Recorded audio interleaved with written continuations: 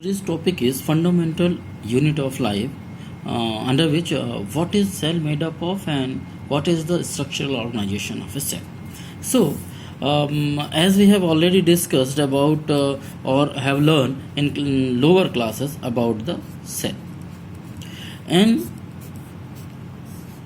in this chapter we will discuss about the different component of the cell. Initially, in a cell, an organism, we will have three components initially: plasma membrane, nucleus, and cytoplasm. Initially, these are the three components, and interaction of these three components will compose the cell. Now, one by one, we will discuss about each and everything. Now, inside the cytoplasm, there are different organelles. Organelles means substances or structures which are present inside the cell.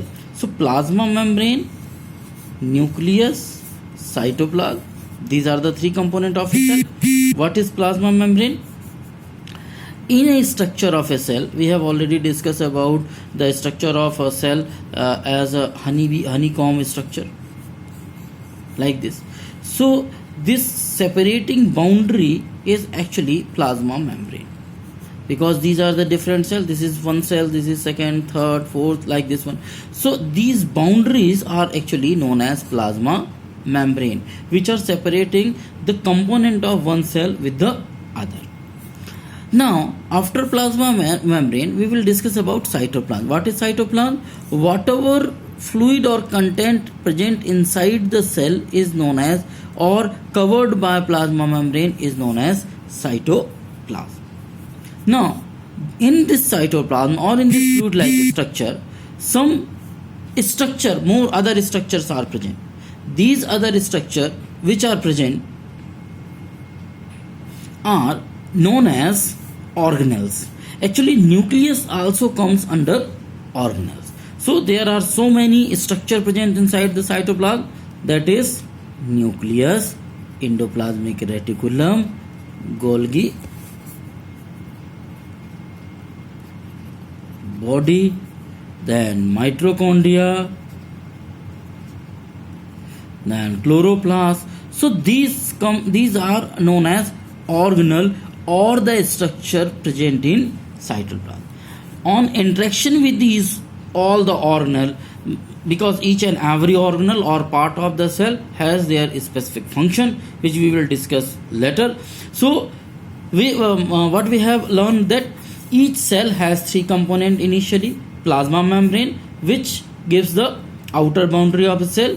Whatever fluid present inside is known as cytoplasm, and in this cytoplasm, whatever the structure is present is known as organelle.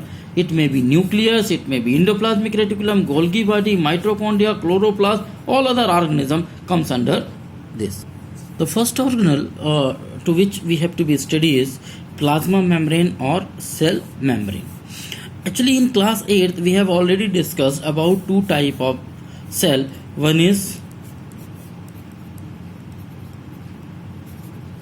prokaryotic and another is eukaryotic. This is just for your information and recollection. Prokaryotic is actually all the lower cell or the cell which having lack of nucleus, or without nuclear membrane. When genetic material is present or the nuclear material is present, is known as prokaryotic. And eukaryotic all are those which having nucleus as a different organelle where the nuclear membrane is present. Although we will discuss about all these in the later part, and whenever these organelle are considered, we will discuss. So before moving to this one, first of all, we discuss about the plasma membrane or the cell membrane.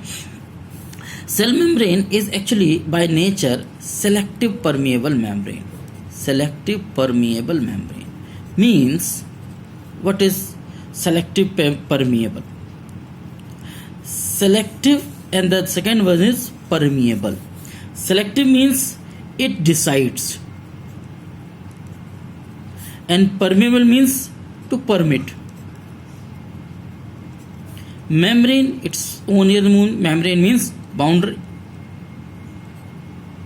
Means the plasma membrane of the cell membrane actually itself decide which component to be permit or which substance to be allow to move outside of the boundary or come inside of the boundary. It means that suppose this is a cell, this is plasma membrane, whatever component present inside, suppose karo A, B, C present inside and X, Y, Z present outside. So this plasma membrane actually decide which is required by the cell and to be retained inside the cell. Suppose this X is not required by the body or cell, what will do? Plasma membrane will expel it out. And suppose this Y is required by the cell, it will take it inside. So what is necessary to the cell is expelled out by the plasma membrane, and what is required by the cell is taken by the plasma membrane. It means that plasma membrane decide which is, therefore the name is selective permeable membrane. It decide which has to be permit or not permit to enter or expel out of the cell, and therefore plasma membrane plays a very important role. By simple example, we can find out that we have door in our houses. What is the role of the door? The role of the door is to open whenever anybody which is our family member can enter into the house. But we can lock all these doors when we not agree the person will move inside our houses. So plasma membrane actually decided when the door will be open, whether the candidate coming inside the house is a good or bad. As per the condition, plasma membrane decide which component is required and which component are not required by the body or the cell, and on the basis of that, plasma membrane allow or permit the substance to move inside or outside. Now the question is how the substance move. So movement of substances take place always from higher concentration to lower concentration. In simplest form, when we consider our lungs, in lungs, when we respire,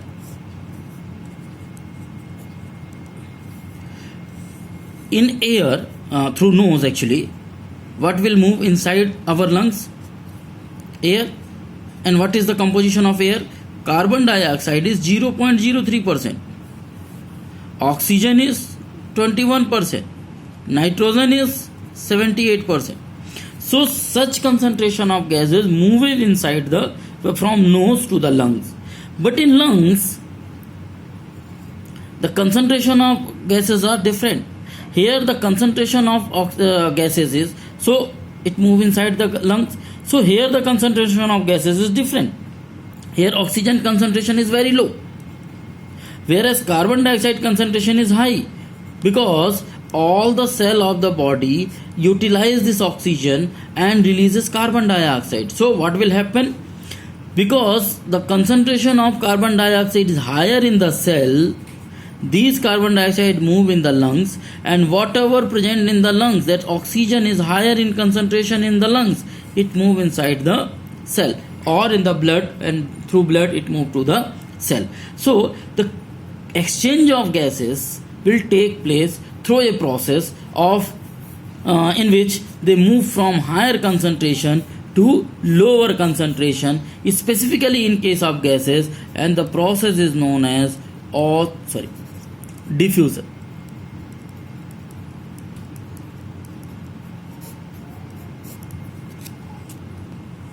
So when movement of substances or gases from higher concentration to lower concentration is known as diffusion. So this will take place with the help in case of gases. In case of liquid, they also follow the same rule. means they move from higher to lower concentration, and when liquid move from higher to lower concentration, it will known as osmosis. Now it will not consider as diffusion, it will consider as osmosis. So in case of diffusion or osmosis, so in case of osmosis, it required a substance known as liquid, first thing. Second, it will require semi permeable membrane or selective permeable membrane.